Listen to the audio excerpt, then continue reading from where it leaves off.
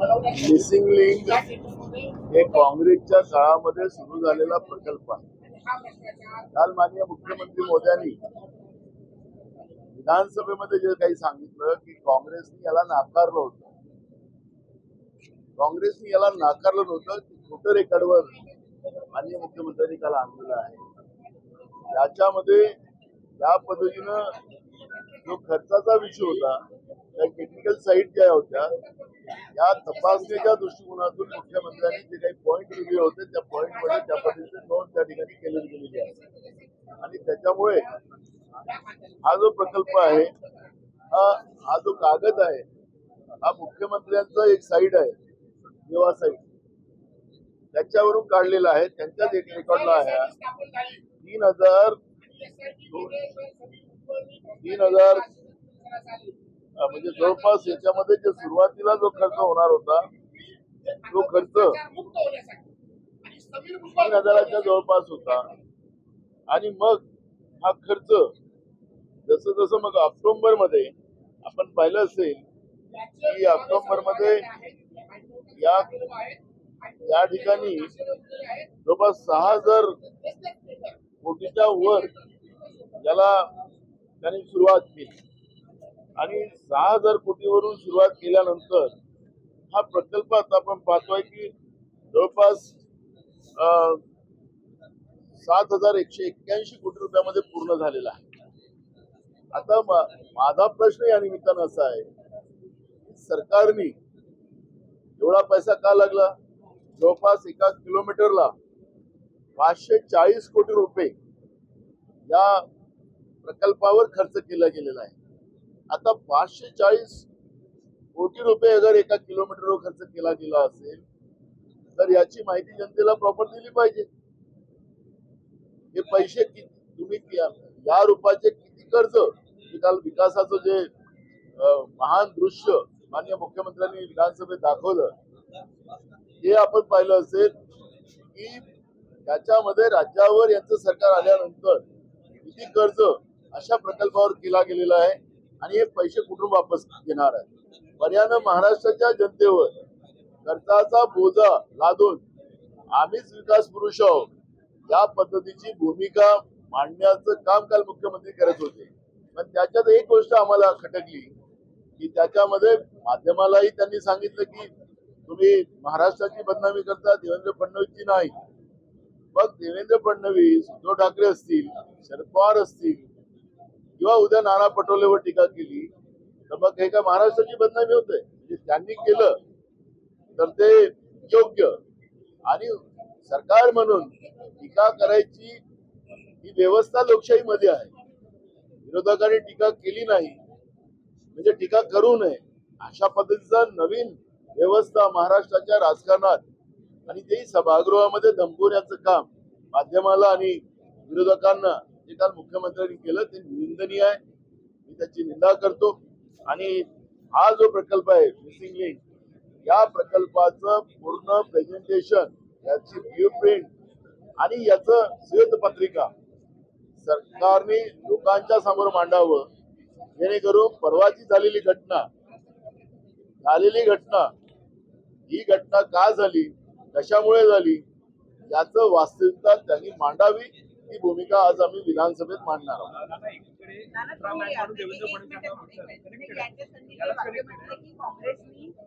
हा प्रकल्प जो आहे तो काँग्रेसच्या काळात सुरू झाला असं तुम्ही म्हणता आहात. पण मुख्यमंत्र्यांचं असं म्हणणं आहे की काँग्रेसच्या काळामध्ये त्याच्या 13 ते 14 चुका दाखवून तो प्रकल्प त्यावेळी बंद करण्यात आला. तुमचा इथे नेमका दावा काय आहे? हा प्रकल्प खरंच काँग्रेसच्या काळात सुरू झालेला होता का?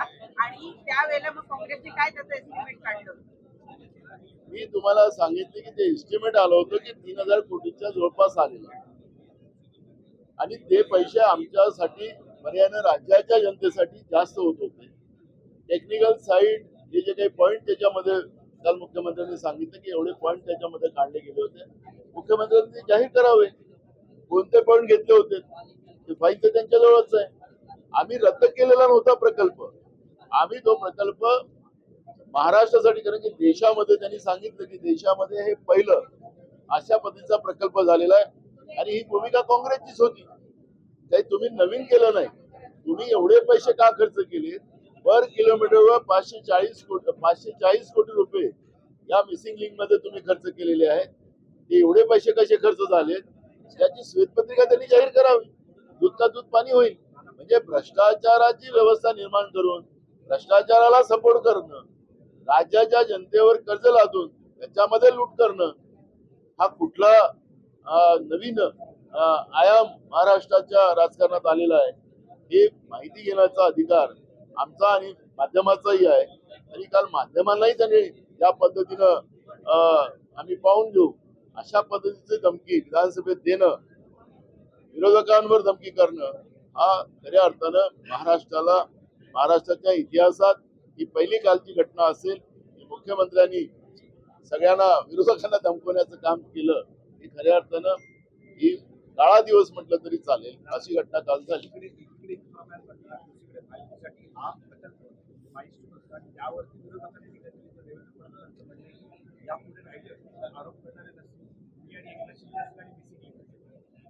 असं आहे, तुम्ही मार त्याच्यामध्ये फोटो सेशन केलं, सगळं केलं. तुम्ही इन्फ्राम मॅन आहात असं तुम्ही स्वतःचीच पाठ स्वतः ठोकून घेतात आहात. पण परवाच्या झालेल्या घटनेमध्ये किती लोकांचं त्या ठिकाणी नुकसान झालं, आर्थिक नुकसान झालं. ते इकडचे लोक इकडे जाम झाले, तिथे हॉटेलचे रेट काय झाले असतील त्याची माहिती घेतली का? ती माहिती घेतली नाही. फक्त फोटो काढायचे, मर्सिडीज गाडीमध्ये तिथून चालायचं आणि ती नवीन आणायची. 1 तारखेला निघाले, 31 तारखेला घेतली ही मर्सिडीज आहे. 1 तारखेला ती मर्सिडीज रस्त्यावर आली. कोणाची होती, कुठली मर्सिडीज होती? म्हणजे सांगायचं तात्पर्य असं की तुम्हाला सगळं करा पण जनतेच्या पैशाची लूट ज्या पद्धतीने जी चाललेली आहे त्याची खबरदारी सरकारने घ्यावी ही भूमिका आमची आहे. रविकांत तुपकर यांच्याकडनं शेतकरी कर्जमाफीसाठी आंदोलन होताना दिसत आहे. एकूणच सोयाबीन असतील किंवा कापूस असतील रस्त्यावर आपल्याला आंदोलन करत पिकलेला दिसतोय. सोबतच झाडावर देखील काही कार्यकर्ते त्यांचे चढले आहेत. कुठेतरी जायचं कटी आणि त्या काढाव्याच्या बिलकुल आमची विधानसभेत ही सातत्यानं आमची मागणी आहे की सरसकट कर्ज माफी सरकारने करावी. ज्या पद्धतीनं महाराष्ट्राची लूट तिजोरी लुटली जाते आहे, महाराष्ट्रावर कर्ज लादलं जात आहे, या सगळ्या कर्जाची जबाबदारी सरकारवर नाही तर महाराष्ट्राच्या जनतेवर पडणार आहे. त्यामुळे महाराष्ट्राच्या जनतेवर छातीवर एक कर्ज लादून सरकार ऐशोआरामात आणि रोज शेतकरी कर्जामुळे आत्महत्या करत असेल ही गोष्ट घोषणावं नाही. आणि म्हणून राज्यात सगळ्या शेतकऱ्यांचं कर्ज हे सरसकट माफ व्हावं ही भूमिका आमची आहे. विधानसभेत आम्ही मांडलेलं आहे. आमचं सहकारी तुपकर पण ते आंदोलन अनेक दिवसाचं करतो आहे, त्याला आमचा सपोर्ट. पण रस्त्यापर्यंत पूर्तता कुठेतरी झालेली दिसत नाही कर्जमाफीची. याकडे कशा प्रकारे सरकार हे शेतकरी विरोधी आहे हे मी अनेकदा सांगतोय, आजही सांगतोय की सरकार शेतकरी विरोधी आहे. संजय राऊतांनी शरद पवार भेट झाली त्याच्यामध्ये महाविकास आघाडीचा घटक पक्ष असलेल्या शिवसेना उद्धव बाळासाहेब ठाकरे या गटानं नाराजी व्यक्त केली आहे. दोघांना प्रतिष्ठा देण्याचं काम मला त्यांचं मत त्यामुळे मोठ्या पवारांची विश्वासार्हता त्यांच्या पक्षाची विश्वासार्हता कमी होते. संजय राऊत मला त्यांच्याबद्दल काही बोलायचं नाही. महाराष्ट्रातल्या राजकारणामध्ये एक गोष्ट अशी आहे, विरोधक असो की सत्ताधीश असो, महाराष्ट्रामध्ये जे काही असेल जिथं असेल ते आयुध आम्ही वापरतो. पण या राज्यामध्ये सगळे मिळून मिसळून या राज्याच्या विकासासाठी एकमेकाशी चर्चा करताना आपण पाहिलेलं ते आजच नाही.